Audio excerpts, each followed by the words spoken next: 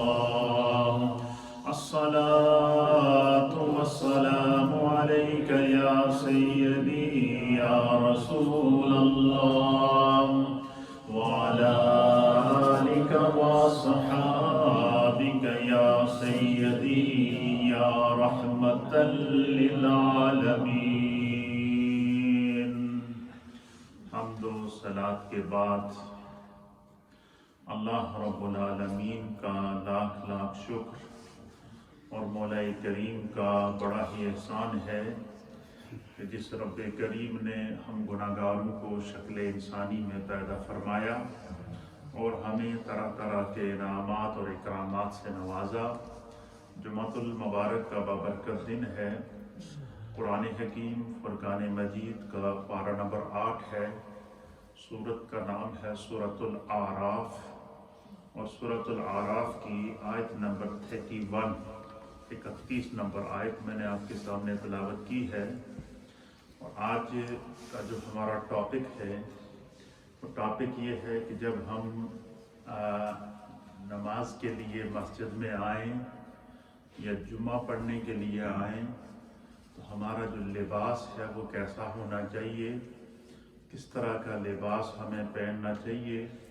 قرآن و حدیث کے اندر جو لباس اللہ تعالیٰ نے انسان کی زیب و زینت بنایا ہے اس میں اس کی کیا حکمتیں ہیں، تو یہ ٹاپک انتہائی ضروری اور لازمی میں نے اس لیے سمجھا. اس میں بہت ساری اصلاح ہو جاتی ہے. ہم لوگوں کے اندر جو کمیاں رہ جاتی ہیں، سستیاں ہو جاتی ہیں، کوتاہیاں ہو جاتی ہیں، تو ان کا سمجھنا انتہائی ضروری ہے.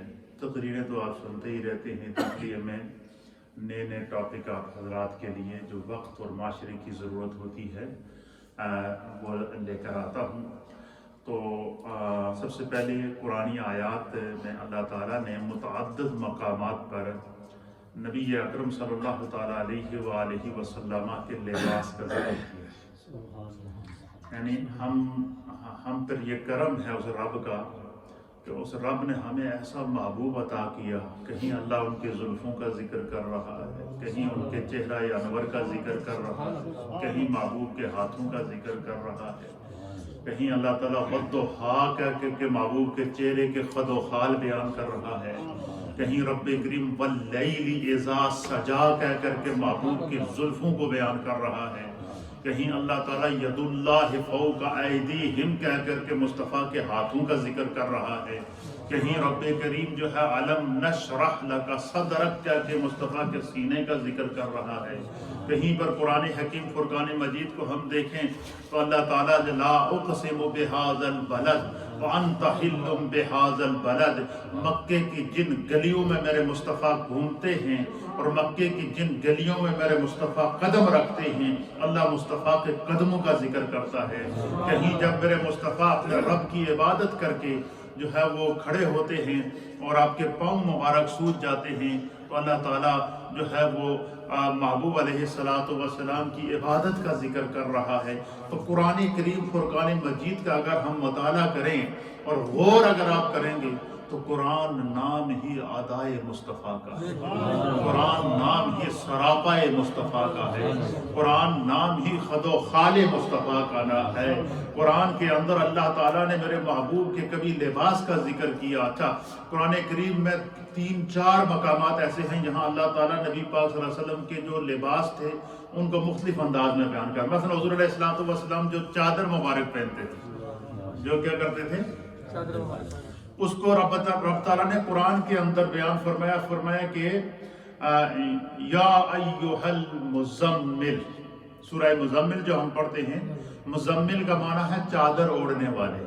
اللہ تعالیٰ نے حضور علیہ السلام آپ چادر پہنتے تھے اور بعض روایات کے مطابق آپ کی چادر مبارک کالی ہوتی تھی اور بعض روایات کے مطابق آپ کی چادر مبارک جو تھی وہ اونٹ کی جو براؤن کلر، کیمل کلر جس کو ہمارے اس میں کیمل کلر کی چادر ہوتی تھی، اور بعض روایات کے مطابق حضور علیہ السلام کی چادر کالی ہوتی تھی اور اس کے اوپر اونٹ کے کجاووں کے جو ہے وہ دھاریاں بنی ہوتی تھیں، اور بعض روایات کے مطابق حضور علیہ السلام ایسا حلہ پہنتے تھے کہ جو سرخ کلر کا ہوتا تھا اور اس میں دھاری دار ہوتا تھا، اچھا خوبصورت جاذب نظر لباس ہمارے مصطفیٰ کریم پہنا کرتے تھے۔ تو حضور علیہ الصلوۃ والسلام چادر پہن کر رات، سردیوں کی راتی میں جب اپنے رب کی عبادت کرتے ہیں اور پوری رات گزر جاتی ہے، حضور علیہ الصلوۃ والسلام کا بھی ایک سجدہ ختم نہیں ہوتا، اللہ کی رات ختم ہو جاتی ہے اور قیام کرتے ہیں۔ پھر ایک ام المومنین سیدہ عائشہ صدیقہ کہتی ہیں کہ ایک دفعہ ہم نے دیکھا کہ سرکار دو عالم صلی اللہ علیہ وسلم اتنے انہماک کے ساتھ اپنے رب کی عبادت کر رہے ہیں کہ حضور علیہ الصلوۃ والسلام کے پاؤں مبارک سوج کے ہیں۔ آپ فرماتی ہیں کہ میں سرکار کے قدموں میں بیٹھ کے حضور علیہ الصلوۃ والسلام کے پاؤں مبارک دبا رہی تھی اور میں نے عرض کیا یا رسول اللہ، آپ کے رب نے تو آپ کی مغفرت عامہ کا اعلان کیا ہے اور پھر آپ اتنی مشقت کرتے ہیں؟ تو فرماتے ہیں کہ میرے مصطفیٰ کریم نے فرمایا کہ عائشہ، کیا میں اپنے رب کا شکر گزار بندہ نہ بنوں؟ پھر اللہ تعالیٰ نے وہی نازل کی کہ یا ایھا المزمل، اے چادر اوڑھ کر رات کی تنہائیوں میں اپنے رب کی عبادت کرنے والے، قم فانذر، یا ایھا المزمل قم اللیل الا قلیلا، اے مزمل کی چادر اوڑھ کر اپنے رب کی پوری رات عبادت کرنے والے، رات کو تھوڑا سا آرام بھی کر لیا کرو، یا رات کا کچھ حصہ یا نصف رات کچھ تھوڑا سا آرام بھی کر لیا کرو۔ یا اس آیت کے اندر جہاں پر اور نبی صلی اللہ علیہ وسلم کی عبادت کا ذکر ہے، حضور علیہ الصلوۃ والسلام کے تقوی کا ذکر ہے، یہاں اللہ تعالیٰ نے نبی علیہ الصلوۃ والسلام کی اس چادر کا بھی ذکر کیا جو میرے مصطفیٰ کے جسم کو ٹچ کر رہے ہیں۔ اب مجھے بتائیں، جو لباس، جس لباس کی نسبت مصطفیٰ سے ہو جائے خدا اس کو بیان کرتا ہے، تو ہم تو حضور کے امتی ہیں اور ہماری نسبت امت رسول کی وجہ سے نبی پاک صلی اللہ علیہ وسلم کی طرف ہے۔ جب ہماری نسبت رسول کی طرف ہے تو ہماری اداؤں میں بھی ادائے رسول ہونی چاہیے، ہمارے انداز میں بھی انداز رسول ہونا چاہیے، ہماری اطوار میں بھی اطوار رسول ہونا چاہیے۔ تو قرآن نے نبی پاک صلی اللہ علیہ وسلم کی چادر کا ذکر کیا۔ پھر اسی طریقے سے دوسرے مقام کے اوپر اللہ تعالیٰ حضور علیہ الصلوۃ والسلام جو رات کو کمل اوڑھتے تھے، کیا کرتے تھے؟ اللہ تعالیٰ نے سورہ مدثر کے اندر اس کا ذکر کیا، فرمایا یا ایھا المدثر، اے کمل اوڑھنے والے یا چادر اوڑھنے والے۔ اللہ تعالیٰ نے وہاں حضور علیہ الصلوۃ والسلام کے اس کمل کا، اس چادر کا بھی ذکر کیا قرآن کے اندر۔ تو نبی پاک صلی اللہ علیہ وسلم کے لباس میں جو چادر ہے خدا اس کا ذکر کر رہا ہے۔ پھر اسی آیت کے اندر اللہ تعالیٰ فرماتا ہے کہ یا ایھا المدثر قم فانذر، اے محبوب، اے مدثر کی چادر اوڑھنے والے، اے کمل اوڑھنے والے، اٹھیے اور لوگوں کو اللہ کے عذاب سے ڈرائیے۔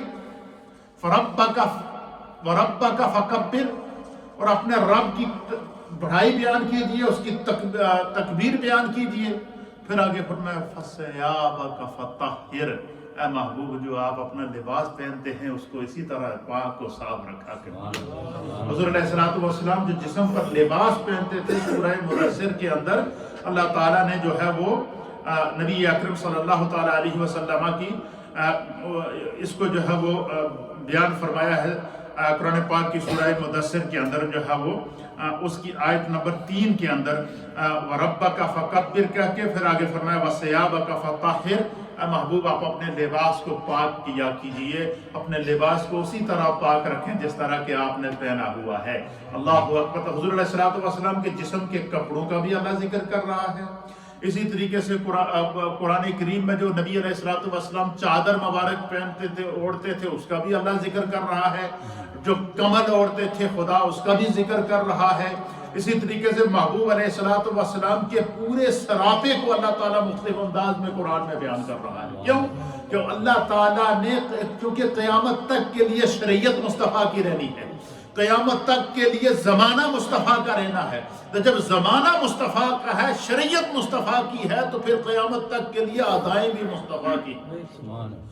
اور کیوں کہ اللہ نے فرمایا کہ لَقَدْ كَانَ لَكُمْ فِي رَسُولِ اللَّهِ أُسْوَةٌ حَسَنَةٌ، کہ تمہارے لیے میرے رسول کریم صلی اللہ تعالیٰ علیہ وآلہ وسلم کی جو ہے وہ زندگی نمونہ ہے۔ تو حضور کی چادر کا ذکر سورہ مزمل میں، حضور کی چادر کا ذکر سورہ مدثر میں، حضور کے پورے لباس جو کپڑے پہنتے تھے ان کا ذکر سورہ مدثر کی آیت نمبر 3 کے اندر، اور اسی طریقے سے قرآن حکیم فرقان مجید کی جو ہے وہ آیت نمبر ہے، پارہ نمبر 8 ہے، اور اس میں سورۃ الاعراف ہے، اور اس کی آیت نمبر ہے 31۔ اس میں اللہ رب العالمین فرماتا ہے یا بنی آدم، اللہ پوری اولاد آدم کو اللہ مخاطب فرما رہا ہے۔ اللہ فرماتا ہے کہ خذو، اے اولاد آدم، خذو زینتکم عند کل مسجد وکلوا واشربوا ولا تسرفوا۔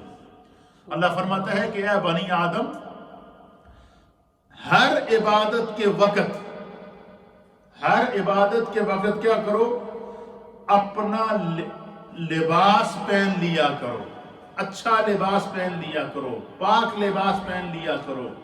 اور ہر عبادت کے اندر زینتکم کا لفظ، زینت کا معنی یہ ہے کہ جس طریقے سے ہم اپنی کسی گھر کے فنکشن کے اندر جاتے ہیں، شادی کے اندر جاتے ہیں، رشتہ داروں کے اندر جاتے ہیں، جب ہمارے خاندان میں کسی کی شادی ہو تو ہم جو سب سے بہترین لباس ہوتا ہے وہ پہنتے نہیں پہنتے، جو سب سے بیسٹ لباس ہوتا ہے، کیوں؟ وہاں رشتہ دار بھی آئیں گے، وہاں پہ جو ہے وہ ہر طرح کے لوگ آئیں گے، تو ہم اچھے سے اچھا لباس پہنتے ہیں، کیونکہ ہمیں وہاں لوگ دیکھیں گے۔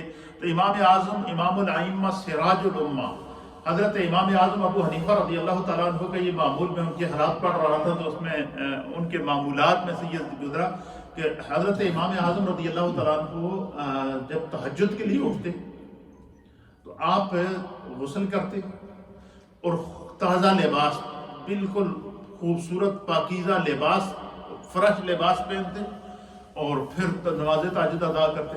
اسی طریقے سے جب نماز کے لیے آتے تو امام اعظم ابو حنیفہ بہت ہی خوبصورت اور قیمتی لباس پہنتے، سر کے اوپر امامہ رکھتے، پھر اسی طریقے سے جناب وہ پوری تیاری کے ساتھ، جس طرح کہ کوئی بندہ کسی فنکشن میں جا رہا ہے اس طرح تیار ہو کر آتے۔ تو کسی نے پوچھا کہ حضور جب بھی آپ نماز کے لیے آتے تو پوری تیاری کر کے آتے، اس میں کیا حکمت ہے؟ تو آپ فرماتے ہیں کہ ہم دنیا میں جب ایک دوسرے کے رشتہ داروں کے ہاں جاتے ہیں تو ہم بن سنور کر جاتے ہیں، سج کر جاتے ہیں، تو نماز میں تو ہمیں رب کی بارگاہ میں حاضر ہونا ہوتا ہے۔ نماز میں بندہ مومن اپنے رب کی بارگاہ میں حاضر ہوتا ہے، اللہ کے سامنے وہ کھڑا ہوتا ہے، اللہ کے سامنے عبادت کرتا ہے۔ تو فرمایا کہ میرے رب نے فرمایا کہ خذو زینتکم عند کل مسجد، کہ جب عبادت کے لیے آؤ تو زینت کر کے آؤ، اچھا لباس پہن کے آؤ، خوبصورت لباس پہن کے آؤ، پوری تیاری پہن کے آؤ۔ اسی لیے فرمایا کہ نماز کے شرائط میں سے سب سے پہلی شرط کیا ہے؟ طہارت ہے۔ طہارت میں کیا چیز شامل ہے؟ طہارت میں بدن کا پاک ہونا، اگر وضو نہیں ہے تو وضو کرنا، یہ طہارت ہے۔ اگر غسل فرض ہے تو غسل کرنا، یہ طہارت ہے۔ اور طہارت کے اندر جو ہے وہ لباس کا پاک ہونا، فرمایا کہ اگر بندے کا بدن پاک نہیں ہے تو وہ جتنی لمبی نمازیں پڑھے اس کی نماز نہیں ہوگی۔ اس لیے نماز کے لیے وضو کو جو ہے وہ شرط قرار دے دیا گیا، طہارت کو شرط قرار دے دیا گیا کہ اس کے بغیر یہ فرسٹ کنڈیشن ہے عبادت کے لیے۔ تو اس لیے حضور اللہ نبی علیہ السلام نے فرمایا الطہور شطر الایمان، حضور نے فرمایا کہ جو صفائی ہے یہ نصف ایمان ہے، یہ ایمان کا حصہ ہے۔ ایک روایت کے مطابق الطہور نصف الایمان، اور ایک روایت کے مطابق الطہور شطر الایمان، کہ صفائی ایمان کا حصہ ہے اور ایمان کے اندر شامل ہے۔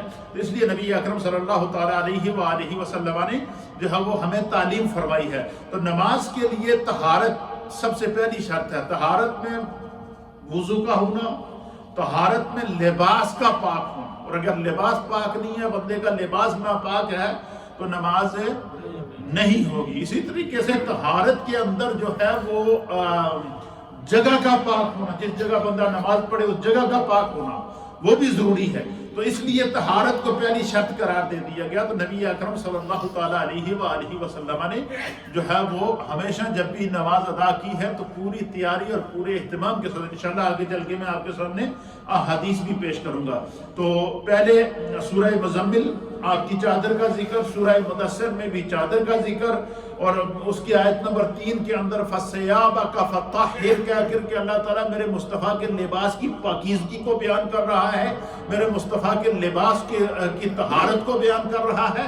اور سورہ اعراف 8ویں سپارے کی آیت نمبر 31 کے اندر اللہ تعالیٰ حکم ارشاد فرما رہا ہے. علماء نے لکھا ہے کہ یہاں اللہ نے فرمایا خضو، یہ خضو امر کا صیغہ ہے. یہ اللہ کی طرف سے حکم ہے کہ جب بھی نماز پڑھنے کے لیے جاؤ تو اپنے لباس کو چیک کرو کہ میرا لباس پاک ہے یا کہ نہیں. پھر یہ دیکھیں کہ میرا لباس نبی پاک کی سنت کے مطابق ہے یا کہ نہیں. اسی طریقے سے کوشش کریں کہ آدمی کا جو لباس ہو وہ اس اہتمام اور یہ دل کے اندر یہ تقوی اور یہ ڈر ہونا چاہیے کہ ہم جو نماز ادا کر رہے ہیں وہ اللہ کی بارگاہ میں حاضر ہیں، اور خدا کے سامنے جب ہم کھڑے ہوں تو ہمارا جس طرح جسم پاک ہے اس طرح ظاہر اور باطن اللہ تعالیٰ پاک کر دے. تو اس آیت نمبر جو ہے وہ سورۃ الاعراف کی آیت نمبر جو ہے وہ 31 کے اندر بھی اللہ تعالیٰ نے لباس کا ذکر کر رہا ہے. اور صرف لباس کا ذکر نہیں بلکہ اللہ تعالیٰ یہاں پر کیا فرما رہا ہے کہ رب کریم یہاں اس طرح اشارہ دے رہا ہے کہ تم کیا کرو کہ جو ہے وہ جب بھی لباس پہنو تو پاکیزہ لباس پہنو، اچھا لباس پہنو. پھر اسی طریقے سے قرآن حکیم فرقان مجید میں اللہ تعالیٰ نے اسی سورہ اعراف کے اندر جو ہے وہ اللہ تعالیٰ ارشاد فرماتے ہیں کہ خدا نے تمہارے لیے لباس کو آسمان سے اتارا ہے.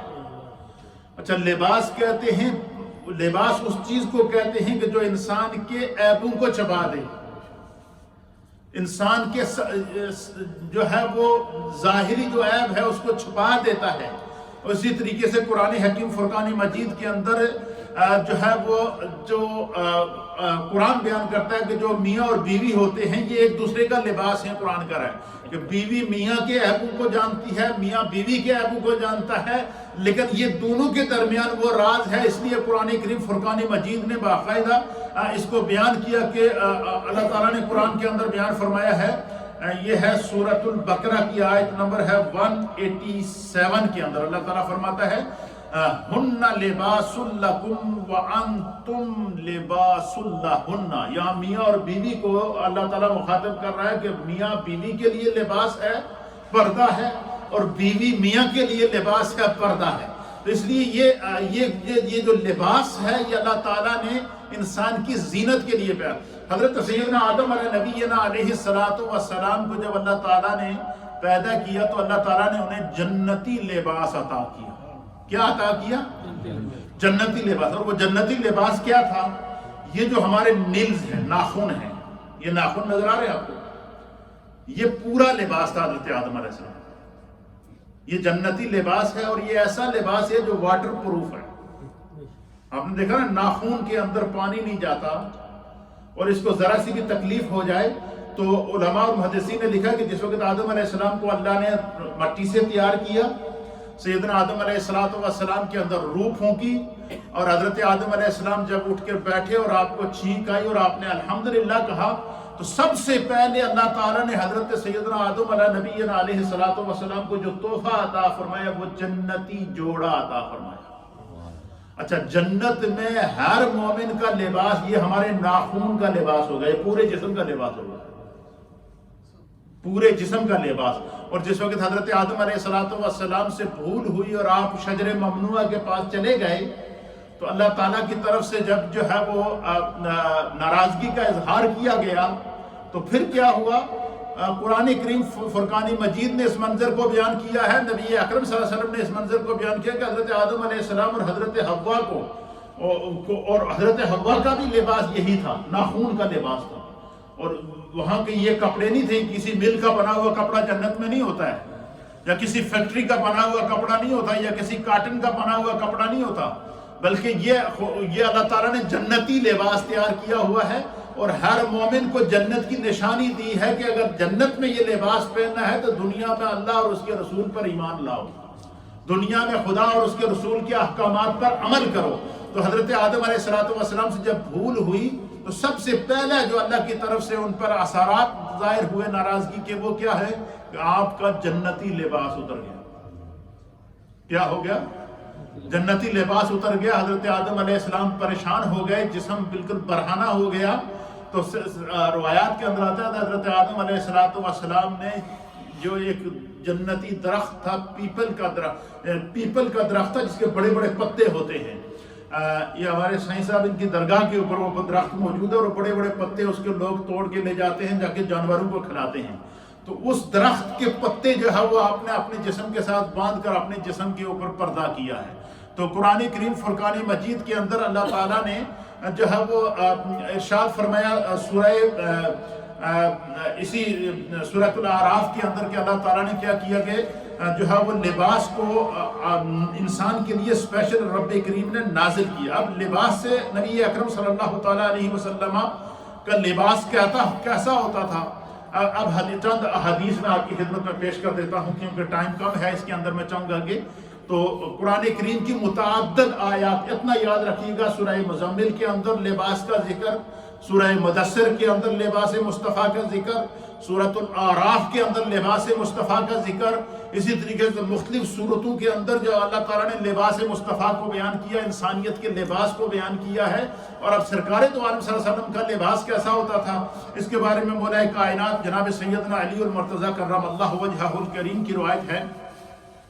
آپ فرماتے ہیں کہ نبی اکرم وعن علی ابن ابی طالب رضی اللہ تعالی عنہ قال، کہتے ہیں کہ قال رسول اللہ صلی اللہ تعالی علیہ وآلہ وسلم کہ حضور علیہ الصلوۃ والسلام نے ارشاد فرمایا کہ ایت المساجد خسراء، کہ سرکار دو عالم صلی اللہ تعالیٰ علیہ وسلم نے فرمایا کہ تم مساجد میں جب آؤ تو حضور علیہ الصلوۃ والسلام نے فرمایا کہ اپنے سروں کو ڈھانپ کر آؤ. کیا کرو؟ اچھا لباس پہن کر آؤ، اپنے سروں کو ڈھانپ کر آؤ. یہ میں نے اس موضوع کا انتخاب اس لیے کیا کہ آج کل ہمارے ہاں اکثر جو دوست ہیں ان کی یہ عادت ہو رہی ہے کہ ہم اکثر لوگ وہ بڑے آرام سے آتے ہیں، نماز پڑھ کے چلے جاتے ہیں. اگر بائی دا وے مثلا اگر کوئی مجبوری ہے، کوئی بندہ کہیں سے آیا ہے، اس کے پاس کچھ نہیں ہے، لیکن جب آپ گھر سے آئیں تو سب سے پہلے یہ دیکھیں کہ میرا لباس پاک ہے، ایک بات. دوسرا اس چیز کا یہ شور کر لیں کہ میں سر ننگے نماز نہ ادا کروں. سر ننگے نماز ادا کرنے سے نبی علیہ الصلوۃ والسلام نے منع کیا ہے، اس کو رواج نہ بنایا جائے. ہاں اگر کسی نے مجبوری کی وجہ سے، کوئی مسافر ہے، کوئی راستے میں ہے، کسی وجہ سے سر پر ٹوپی نہیں ہے، اس نے نماز پڑھی تو نماز ہو جائے گی، ایسا نہیں ہے کہ نماز نہیں ہوگی. لیکن اس کو معمول بنا لینا کہ جب بھی آپ بندہ آئے اور سر ننگے کھڑا ہو جائے، یہ خلاف سنت ہے اور بعض فقہا نے اس کو مکروہ لکھا ہے. ہاں ٹوپی پہننا، امامہ پہننا، یہ دونوں نبی پاک صلی اللہ علیہ وسلم کی سنت ہیں، اور دونوں کے اوپر میں آپ کے سامنے احادیث پیش کر دیتا ہوں. نبی اکرم صلی اللہ تعالیٰ علیہ وسلم نے فرمایا کہ جب تم مساجد میں آؤ تو سر ڈھانپ کر آؤ. کیونکہ فَإِنَّ الْعَمَائِمَ تِیجَانُ الْمُسْلِمِينَ، حضور نے فرمایا کہ امامہ پہننا، پگڑی پہننا، اللہ تعالیٰ نے پگڑی کو مسلمانوں کا تاج قرار دیا. دیکھو بادشاہ پہچانا جاتا ہے تاج کے ساتھ، کوئی بھی بادشاہ ہو وہ کس کے ساتھ پہچانا جاتا ہے؟ تاج کے ساتھ. اور حضور نے فرمایا کہ مسلمان کا تاج اس کی پگڑی ہے، مسلمان کا تاج اس کی ٹوپی ہے، مسلمان کا تاج یہ ہے کہ وہ اپنے سر کو ڈھانپ کر کے رکھے. یہ پہلی حدیث ہے. دوسری حدیث سماعت فرمائیے.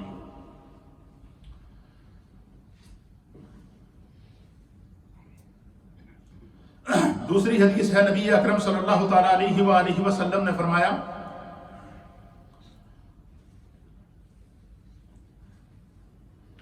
امام شعرانی نے اس حدیث کو نقل فرمایا ہے. آپ فرماتے ہیں کہ وَقَانَ صلی اللہ تعالیٰ علیہ وآلہ وسلم یأمر بستر الراس فی الصلاة بالعمامت او القلنسوۃ، کہ آپ فرماتے ہیں کہ نبی اکرم صلی اللہ تعالیٰ علیہ وآلہ وسلم ہمیں حکم فرماتے تھے کہ جب بھی نماز کے لیے آؤ تو یا تو امامہ پہن کر آؤ، اوِل قلنسوۃ، یا ٹوپی پہن کر آؤ. ٹوپی پہن کر نماز پڑھنا بھی نبی کی سنت ہے، اور ٹوپی بھی امامے کے حکم کے اندر آتی ہے. حدیث کے مطابق حضور علیہ الصلوۃ والسلام نے فرمایا کہ جب بھی تم نماز پڑھنے کے لیے آؤ، اور حضور کہتے ہیں کہ وَقَانَ صلی اللہ تعالیٰ علیہ وسلم یأمر، حضور علیہ الصلوۃ والسلام صحابہ کو حکم دیا کرتے تھے. ان کو تعلیم دیا کرتے تھے. کیا کرتے تھے؟ ستر الراس، سر کو ڈھانپنے کا. سطر کہتے ہیں چھپانا کسی چیز کو، سر کو ڈھانپنے کا. بالامامت، امامہ کے ساتھ. اوِل قلنسوۃ، اور ٹوپی کے ساتھ. وینہا عن کشف الراس، اور نبی پاک صلی اللہ تعالیٰ علیہ وسلم سر ننگے نماز پڑھنے سے منع کیا کرتے تھے. کیا کیا کرتے تھے؟ منع کیا کرتے تھے کہ اس کو عادت نہ بناؤ. کیوں؟ کہ فرمایا کہ حضور علیہ السلام فرماتے ہیں کہ اللہ تعالیٰ نے مومن کا لباس آسمان سے اتارا ہے.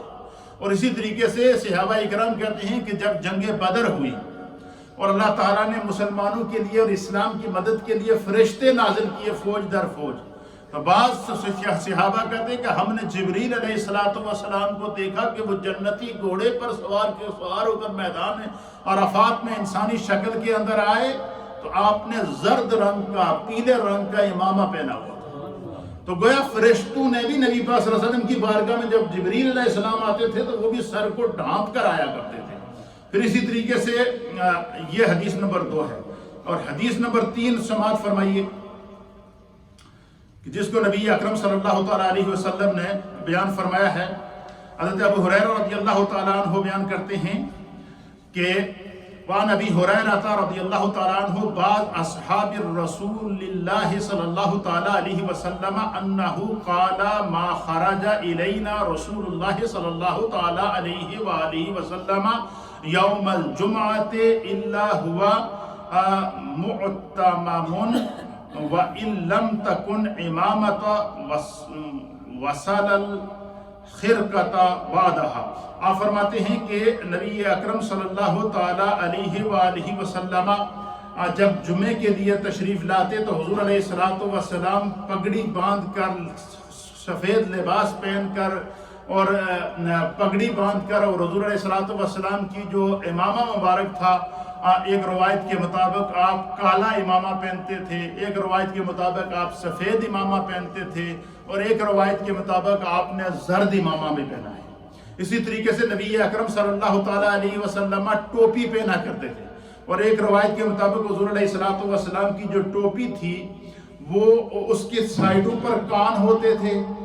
اور ایک آپ نے دیکھا کہ ایک ٹوپی ہوتی ہے، اس کے سائڈ پر بھی کان ہوتے ہیں، آگے بھی کان ہوتے ہیں، پیچھے بھی کان ہوتے ہیں، اور آگے والے کو ہم جو فولڈ کر دیتے ہیں، پیچھے والا آ جاتا ہے. تو یہ سرکار دو عالم صلی اللہ علیہ وسلم کی اس طرح کی ٹوپی پہنا کرتے تھے. حضرت فاروق اعظم رضی اللہ تعالیٰ عنہ جب بھی تخت خلافت پر بیٹھتے تو ٹوپی پہنا کرتے تھے، اور وہ چمڑے کی بنی ہوئی ٹوپی ہوتی تھی. اس کو بھی علماء اور محدثین نے روایات کے اندر بیان فرمایا ہے کہ نبی اکرم صلی اللہ تعالیٰ علیہ وسلم جب نماز کے لیے تشریف لاتے جمعے کے لیے تو آپ کے سر پر امامہ ہوتا. اور بعض روایات کے مطابق حضور اللہ نبینا علیہ السلام کی 3 قسم کی ٹوپیاں ہوتی تھیں. ایک سفید ٹوپی ہوتی تھی، ایک لیدر کی بنی ہوئی ٹوپی ہوتی تھی کانوں والی، اس کو پہنا کرتے تھے، اور ایک ٹوپی وہ ہوتی تھی جس کو چاروں طرف سے جو ہے وہ گرم ٹوپی ہوتی تھی، اس کو حضور نبینا علیہ السلام پہنا کرتے تھے. تو یہ روایات کے مطابق سرکار دو عالم صلی اللہ تعالیٰ علیہ وآلہ وسلم تو ٹوپی پہننا، امامہ پہننا، اچھا لباس پہننا، یہ سرکار دو عالم صلی اللہ تعالیٰ علیہ وسلم کی سنت ہے.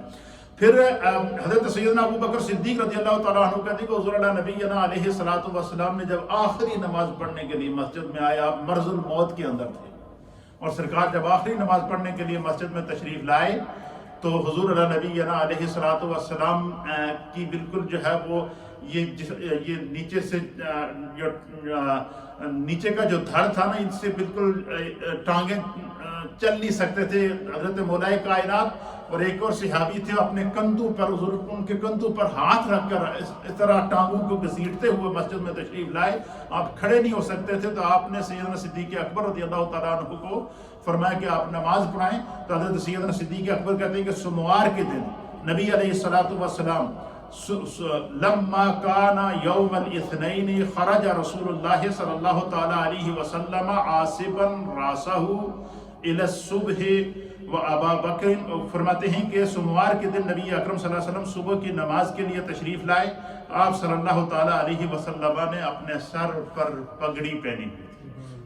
دنیا سے جاتے وقت نبی صلی اللہ علیہ وسلم کا جو آخری جو عمل اپنے صحابہ کو دکھایا وہ کیا تھی کہ آپ نے اپنا امامہ شریف، اپنی پگڑی مبارک پہنی ہوئی تھی، اور سیدنا صدیق اکبر سے کہا کہ آپ نماز پڑھائیں گے، اور صدیق اکبر نے کہا کہ آپ کے ہوتے ہوئے میں نماز نہیں پڑھا سکتا ہوں۔ تو کہتے ہیں کہ سرکار دو عالم صلی اللہ علیہ وسلم کھڑے نہیں ہو سکتے تھے، اتنے آپ کو تکلیف تھی کہ آپ ایک سائڈ پر بیٹھ گئے، اور حضور صلی اللہ علیہ وسلم نے اس وقت کیا ہوا تھا؟ امامہ پہنا ہوا تھا۔